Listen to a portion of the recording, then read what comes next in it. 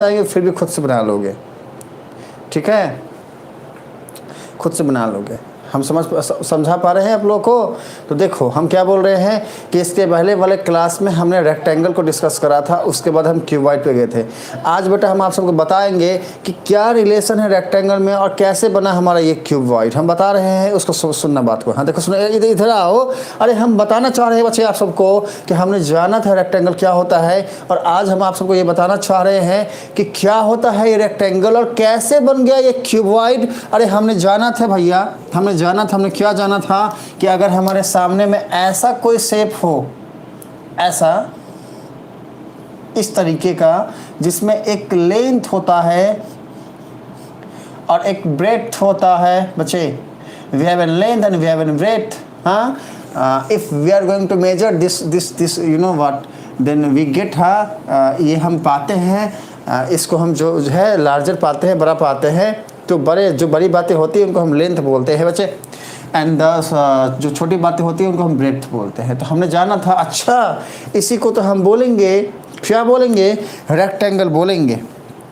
अब फिर हमने यहाँ पे जाना था, क्या जाना था बच्चे, हमने जाना था कि रेक्टेंगल का पेरीमीटर क्या होता है और रेक्टेंगल का एरिया क्या होता है। पेरीमीटर में हमने आप सबको समझाया था, वो याद है ना, वो एक्सपेरिमेंट वहाँ से समझा दिया था पेरीमीटर क्या होता है। और एरिया के हमने बोला था कि भैया ये सारे का सारे जो है ये हमारा एरिया होगा। दोनों का फॉर्मूला जो हमने बताया था कि एरिया का फॉर्मूला होता है लेंथ को अगर ब्रेड्थ से मल्टीप्लाई कर दो। मीनिंग अगर हमने एरिया निकालना है बच्चे, then we must have to multiply length. अगर हमने एरिया निकालना है तो हमें मल्टीप्लाई करना पड़ेगा लेंथ को ब्रेड्थ से। अब ये क्या बता दिया हमने, ये क्या बता, हमारे सुबह बोलेगा ए मास्टर तुम क्या बताता है, हमको बाउंड जाता है। हाँ हम बैठ कर रट्टा मारते रहे, लेंथ इंटू ब्रेथ, ऐसे करते रहे क्या ना बेटा, उसको रट्टा वट्टा मारना नहीं। जानो समझो that why we should write or why will we write length into breadth। क्या जरूरत है मल्टीप्लाई करने की, अरे लेंथ को ब्रेड्थ से क्यों मल्टीप्लाई करें, इसको समझना है। अगर तो सुनो मेरी बात ध्यान से, मैं समझाता हूँ आप सबको बड़े प्यार से। हाँ देखो सुनो ध्यान से। अब इसके लिए भी मुझे चाहिए एक भूकंप आया है, ओह माय गॉड भूकंप आया है। हाँ अर्थक्वेक की बातें हो रही हैं, और इसके लिए भी हमें चाहिए एक एग्जाम्पल, हमें बताना पड़ेगा। बेटा ये बहुत ही डेप्थ की बात है, एक बार इसको समझ गए तो कोई दिक्कत नहीं आएगी। ये एजे का वादा है। और इसके लिए हम आपको समझाएं कैसे, अब देखो हमारे दिमाग में आया, एक बात आया, हम बताते हैं, रुको हम आते हैं, हम अभी लेके आते हैं, जुगाड़ रहता है हमारे पास, हम बताते हैं, रुको।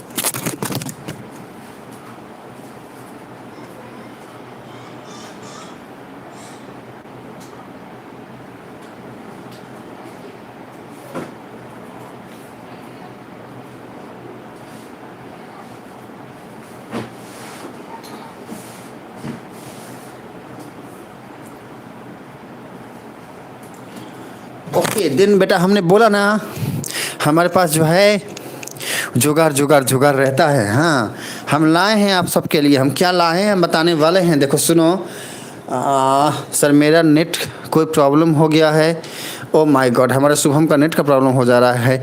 बेटा नेट का कुछ करिए शुभम, नेट को ठीक करो। अगर नेट ठीक नहीं हुआ तो फिर बहुत अच्छा टॉपिक है ये, चलो कोई नहीं, कोशिश करो क्लास करने का। अगर फिर भी नहीं हो पा रहा है, प्रॉब्लम हो रहा है, तो बेटा नेट को ठीक करो। और आप जो है ना एक काम करो, अगर फिर भी प्रॉब्लम होता है तो वीडियो देख लीजिएगा। चलो सर मैं लाइव में पीछे हूँ, बेटा कोई बात नहीं, पीछे हो तो क्या दिक्कत है, टॉपिक समझ में आना चाहिए, क्लास समझ में आना चाहिए आपको, कोई दिक्कत नहीं है।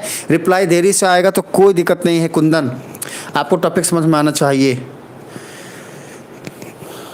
बाकी जैसा कि एमएस बोल रहा है कि अगर आप स्पीड को बढ़ाओगे 2x पे करोगे तो आप जो है उन सबके साथ आ जाओगे। लेकिन मैं यही बोलूँगा कि आराम से सुनो ना क्लास, क्या ज़रूरत है एक साथ आओ ना आओ, टॉपिक समझने से मतलब है। देखो सुनो बेटा, हम समझा रहे हैं आप सबको, ये रेक्टेंगल है, पहले देखो ये रेक्टेंगल है, ये क्या है, ये रेक्टेंगल है।